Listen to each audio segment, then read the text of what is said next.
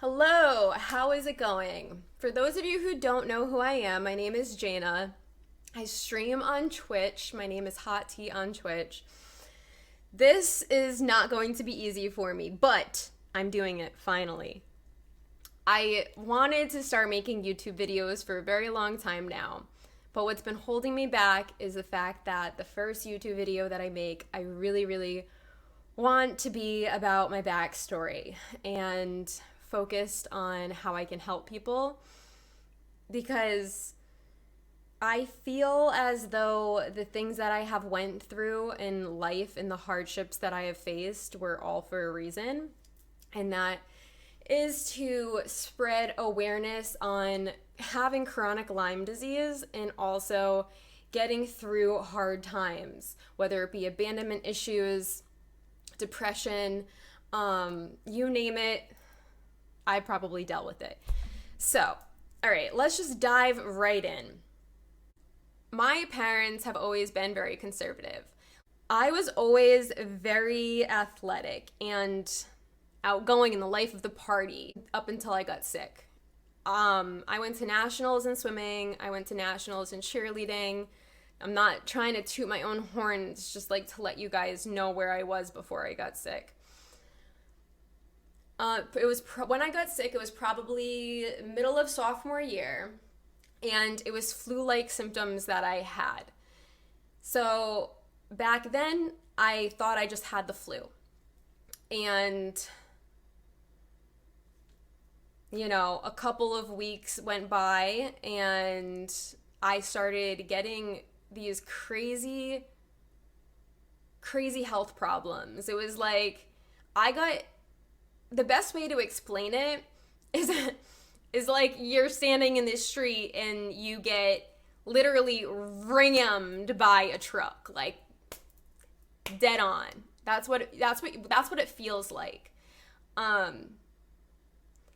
And I, out of nowhere, had tons of health problems, and I didn't know what was wrong with me. Here's some of the health problems that I felt at the time was that my entire body ached 24/7. I was tired all the time. I had insomnia at night. I had splitting migraines. I had like really debilitating heartburn, back pain, stomach aches, like really random stabbing stomach pains. I want to let you guys know Lyme disease affects everybody differently, and depending on what type of co-infection you have depends on the symptoms that you feel. So if what I'm saying isn't how there's people out there who have chronic Lyme right now, and they're trying to figure out what's wrong with them, just like I was doing in high school. So, okay. And it did not only affect me physically, it affected me mentally, which is what messed me up way more, was how it affected me mentally. I was never depressed before, but when you physically can't get out of bed, when you're not yourself, you get depressed and stressed, and then the depression and the stress just makes everything worse. So, I all of a sudden couldn't go to school anymore. Like, I couldn't wake up in the mornings. My mom used to wake me up by literally pouring water over my head. I'm not kidding. Like, this was I never enjoyed school. I never really was like studious, especially in high school. I hated school anyways. I always wanted to be an actress or be in the Olympics, do something else other than school. But like I said, my parents never really gave me the choice. And whenever I would mention it to them, they would just ignore me. So my mom every single morning would literally be pouring freezing cold water on my body until I finally got out of bed. She would take the pillows, she would strip the covers off, she would strip the sheets off. She literally would shake my bed like an earthquake and be like, "Get up," screaming at me. And it literally got to the point where I did one of two things. I would either lock myself in the bathroom with the pillow and sleep like in the freaking bathtub until she realized that I'm not getting ready for school, and she would like pick the lock and be like, "What are you doing?" and scream at me some more. I just wanted to sleep. I was so tired. And then, or I would just get in my car.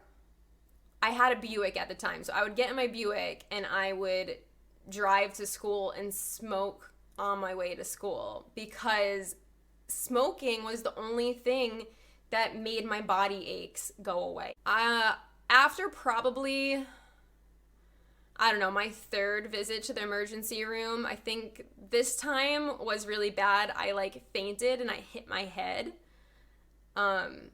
Started going to doctors and trying to figure out what's wrong with me. I can't even count how many doctors I've went to and how many different things that I was misdiagnosed for having. I'm going to list off some of them.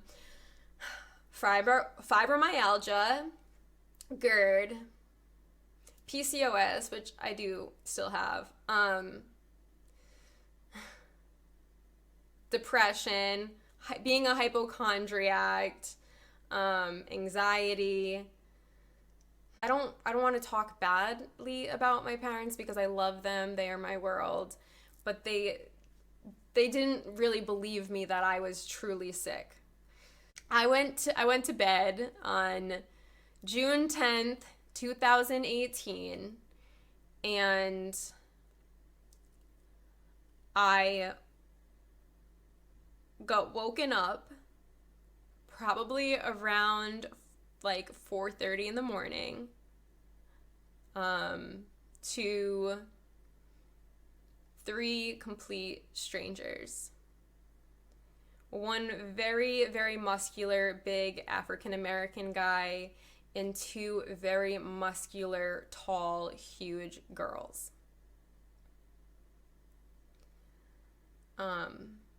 I literally freaked out. My first thing was I freaked out. I panicked. I started screaming. I thought I was getting kidnapped. And they threw clothes at me.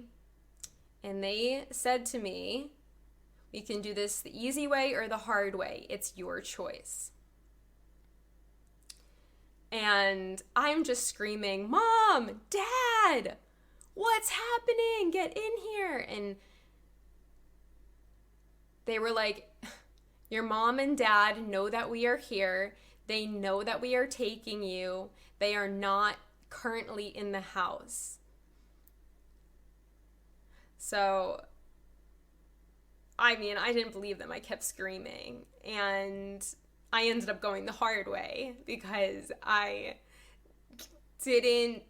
trying not to get emotional. It's not something that whenever I have mentioned this on stream or in the past to anybody, I don't go into the specific details about what happened that night because it opens up old wounds and trauma, and I just try to like avoid that. So I just say like I got sent away by strangers. I don't talk about how it happened or what happened. So they threw clothes at me and they said you can go the easy way or the hard way, and basically I refused to get dressed. Not even just that I refused to get dressed, by the way. I was so scared. I was shaking, and I was clenching onto my blanket for like dear freaking life. And the guy rips the blanket off of me. I'm naked. While one of the girls holds me down and the other girl puts clothes on me. After they got me dressed, the guy picked me up by my legs and the other girl picked me up by my arms, and they carried me down the stairs and out the door, and there's a black van. It's so crazy because when you go through trauma, it either goes one or two ways, where like everything is blacked out and you don't remember anything, or you remember every single detail. And for me, it's remembering every single detail. So they opened up the van and they threw me, like literally threw me into it. They tied my hands behind my back so I could not use my hands when I got into the van. And they said, "We have a letter for you. When we get close to where you're going, we will give it to you for you to read." The whole drive there, I just remember being frozen, like completely and utterly just like frozen. We stopped at a gas station and one of the girls took the blindfold off of me. She gave me the letter, and the guy was driving, girl in the front seat, I am here, and the girl's next to me. So I'm like surrounded, by the way. Like I couldn't even get out of the van if I even tried. So I read the letter that my parents wrote to me, which said, "We felt like we had no choice, and we are sending you to a wilderness boot camp for troubled teens, and hopefully you'll want to go back to school and it'll change your life and blah, blah, blah." And in the letter, my mom promised me that I would be at this wilderness program for only 4 weeks, and then I would return back to normal life. So that is what I had in my head. Where I got sent was called New Horizons for Young Women in Maine. I've not been back to Maine since. It's an all-girl wilderness camp, so there was probably about 7 girls there, 2 instructors, and then when I first got there, I had acrylic nails on, and they like literally not soak them off, they rip them off of you. I'm not kidding. Like, if us girls, you understand how painful just ripping off your acrylic nails are, right? They got pliers and they would just rip them off of you. I also want to say that as soon as I took my blindfold off that same day, I had the biggest bruise on my arm that I've ever had in my life from the guy grabbing me. Okay, so when I got to the wilderness camp, they give you a list of rules and what to expect, and they give you gear and clothes. They make you get dressed into the clothes that they have. There's a base camp that you stay at for like 2 or 3 nights, depending on the week. And then the rest, every single day, you either hike or you kayak 10 to 15 miles a day. Like literally at a minimum. I was sick when I was there, so I could barely even physically get out of bed in the morning to make it to school to go see my friends. And I had people blowing whistles in my ear, screaming at me. We had to do manual labor every day too, like saw wood. I remember this so vividly. I was sawing wood and I couldn't do it anymore. I literally had calluses all on my hand, and I was like, I physically couldn't. I was crying, and they just kept yelling at me. So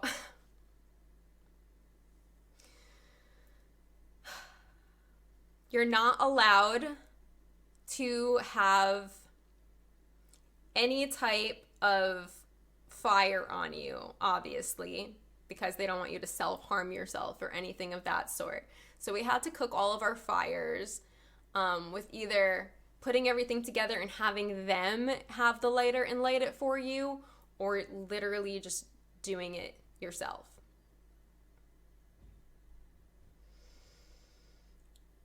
I ended up being there for 9 weeks instead of 4 weeks. On my 7th week is when I got a letter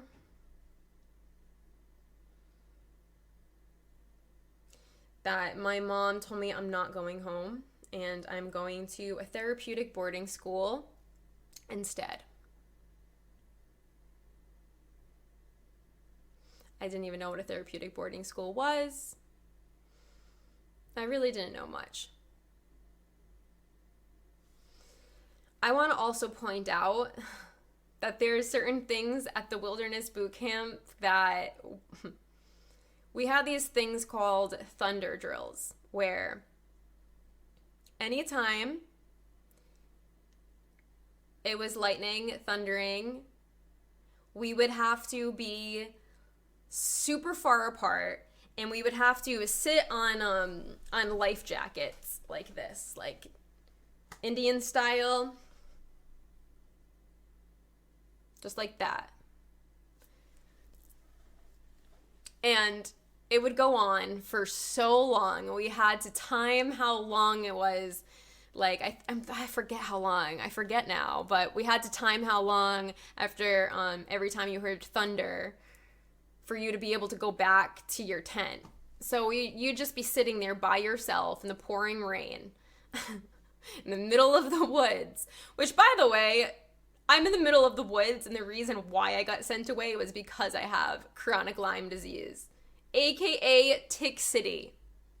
So yeah, you can only shower once a week, and it's timed. You can only be in it for 6 minutes. 6-minute showers once a week at the base camp. Obviously not allowed razors or to shave. I was on solo for 2 of the 9 weeks that I was there. Actually, I think it was like 2.5 of the 9 weeks that I was there. And I'm that type of person that even in the most awful times, if there's someone that I can be friends with to like get my mind distracted and like off of the horrible shit that I'm going through, I will. So I met a girl named Kelsey that I was really close with, and they thought that we were distracting each other. So we both were on solo for one of the weeks, and then the other week it was just me on another solo because they thought that I didn't learn my lesson. So what solo means is, instead of cooking, like, you rotate who cooks on what night and does the fire. You like rotate all the chores. Instead of rotating the chores, you do everything by yourself, and the food that they give you is just like beans. Like, they give you the worst food ever to eat. I literally was so used to hiking or kayaking like 10 miles a day and doing so much labor work and sleeping in a 1-person tent that I had to set up all the time, and cooking all my meals on a fire that I had to start myself, that I was just so happy. My therapeutic boarding school is co-ed. So you're not allowed to wear makeup. You're not allowed to have any beauty supplies whatsoever. It's called a therapeutic boarding school because you have group therapy sessions, and then you have your own therapy session. So you're assigned a therapist, and then my group was called the Mustangs. They like name each group. So you go to school while you're there, basically. Like, you name it, you're not allowed to have it. I was happy that there were men there, but I was very sad that, like, they got the complete unfiltered me. But at first I was happy. They have this thing there called the sex agreement. And no, it is not that you get in trouble if you get caught having sex with someone. it goes way beyond that. It's that you can't even have any type of connection with anybody of the opposite sex. Whether it's just holding hands, it doesn't even have to be physical. If they see you spending too much time with someone of the opposite sex, you get in so much trouble. They make you stay away from one another, and if you disobey that, you get in trouble for that. One of the worst things that happened to me while I was there was I really fell for one of the guys there. His name was Brian. And we would pass notes to each other. So we spent some time together getting to know one another, and our therapist put us on like a ban. We were banned from seeing each other. So a ban is basically like a non-existent, you just can't see, you can't have any contact with the person. So we were in some of the same classes, so what we would do is like write each other notes and like give it to a friend to give to the other person, etc., etc. And it worked for a little while. It did. And when I say like I really, like he was such like what I needed at the time. It was such like a little thing, like the one thing I would look forward to was like a note from him. And eventually, we made a plan to like meet up in the bathroom to kiss, literally just to kiss. And we got walked in on and we got told on, and this was the first thing that I ever did wrong and got caught for, but for him it was like his third. So we both got put on a self-study. So what a self-study is in the Therapeutic Boarding School is they put you in the corner. You're facing a wall. Just all you see is a wall. It's a desk, a wall, and you're sitting in a chair. And they give you forms to fill out about what you did wrong and how you should never do that again. I'm over here filling out stacks on stacks of paperwork to say how it was wrong that I fell for a guy and like kissed him and broke the rules. Not only that, when you have your self-study, when you're just sitting there facing the wall for hours on end, it is the only time that like is normal during the boarding school. You get to watch a movie up in the rec room. So everyone is up watching a movie up in the rec room or playing pool, like doing things. And you're just stuck. Like you... And during the self-study, I think it was like the 6th day on it for me, I woke up in the morning, went to breakfast, and I did not see Brian. So I didn't see him the full day, like for the entire day. Then at night, I was like to my roommate, I'm like, I didn't see him all day. Like, I have no idea what happened. She's like, that's weird. I didn't see him either. So then the following day, I asked his friend, and they're like, he got sent away in the middle of the night to an RTC. So an RTC is worse than a therapeutic boarding school, but a little bit better than prison. But it's basically like one step below prison. And the crazy thing about all of this is, to this day, I have no idea what happened with Brian, where he is in life, nothing. I reached out to some people that he was friends with, and none of them have had any contact with him either. It's very sad.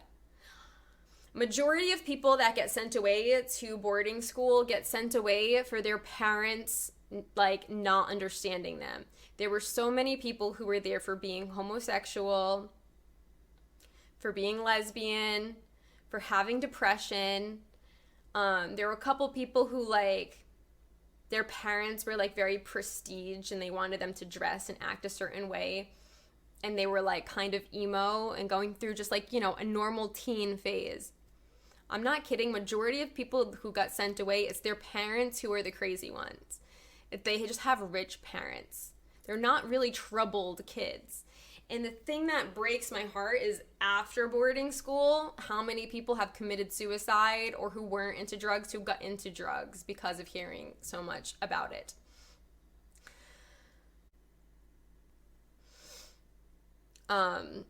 This is not a normal experience to go through, by the way.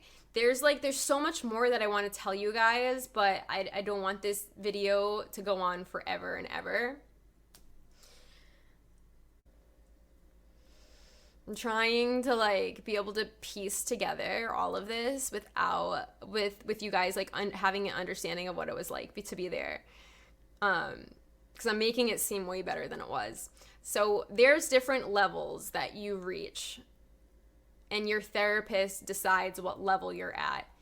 And when you get to level 3, you can finally have a visit where you're off campus for one day with your family. When you reach level 4, which is so hard to reach, by the way, super hard. You have to be so good to reach it. You can go home for a weekend with rules. And they drug test you when you come back, spread your butt cheeks type test. By the way, I was still sick throughout all of this. Everything that I'm saying, I was sick. I would always be throwing up in the bathroom. I would never be feeling myself. I was so sick all the time. And I remember we had a psychiatrist there, and I would he'd be like, what's wrong? Tell me a list of what's wrong with you. So I would give him a list of what is wrong with me, and he would just prescribe me tons of pills that I did not want to take. But he said I had to, and you do have to. You take, so there's a med line. One of the big things that he prescribed me was the very, very heavy duty sleeping pills that gave me horrible flashbacks of the night that I was sent away. So I would just randomly wake up in the middle of the night screaming, wake up my roommate, and the night staff would come in and be like, why are you screaming? And it was just bloody hell. But I was like a zombie for a big part of being there because of all of the meds that they had me taking. A lot of kids that get sent away in high school because of the trauma that they go through, they never reconcile with their parents. They've never forgiven their parents. To this day, they don't speak to their parents. It definitely takes a level of maturity to be able to forgive someone, especially someone who doesn't apologize for.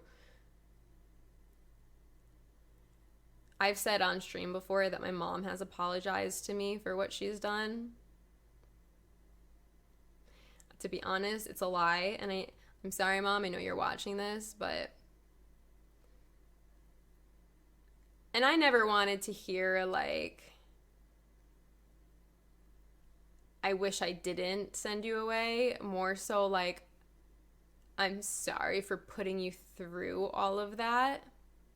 I'm sorry you had to endure everything that you have.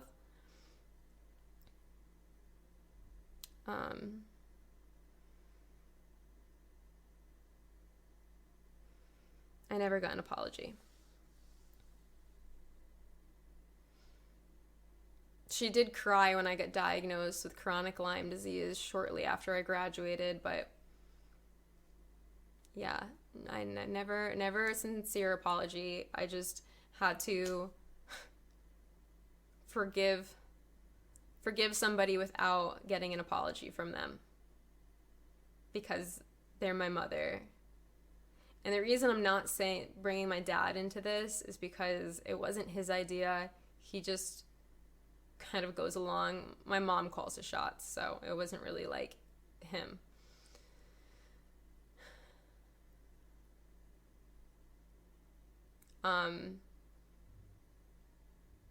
Looking back now